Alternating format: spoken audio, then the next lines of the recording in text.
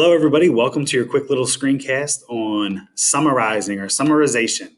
And I think a lot of you probably already have some background knowledge and have done this in the past, so this should just be a quick review. First of all, a summary basically is a shortened telling of a story.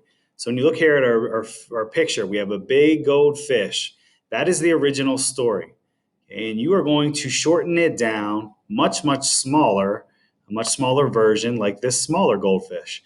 And if you think about it, when you're telling your friend a story about what happened in school or what happened at recess or at lunch, you're not telling them every single detail word for word. Reality is you'd never be able to remember that. So you're telling them a summary of what happened, a shortened telling of the story. I want you to think about it like this. I know you can't see because I'm in the way here, but this owl underneath says basic idea.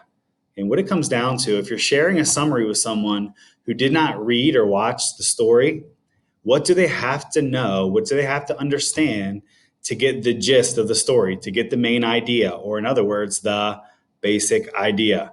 Okay, so I have a graphic organizer here that you're going to use to help you. And that you follow to make sure that you include the necessary items to ensure that whoever you're sharing your summary with understands it. Okay, so as you read your myth in the next section of your escape room, here's what you're going to be filling out. Who is the story about?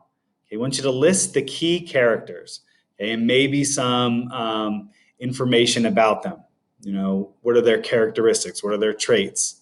What is the problem or the conflict in the story? You put that right here. What are some of the key events?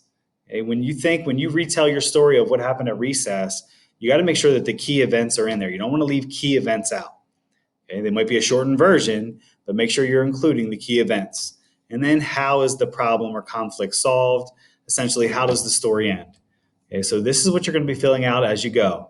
So again, you're taking a big story. Some of these myths that you're going to be listening to might be 10 or 15 minutes. Obviously, you can't remember all of those details. So we have to just get the most important pieces of information, the key events, and we're going to shrink it down into what we call a summary. So enjoy the myths that you have in front of you. They are really interesting. You don't have to read. You can sit back and listen. So enjoy and good luck with your summary. Deuces.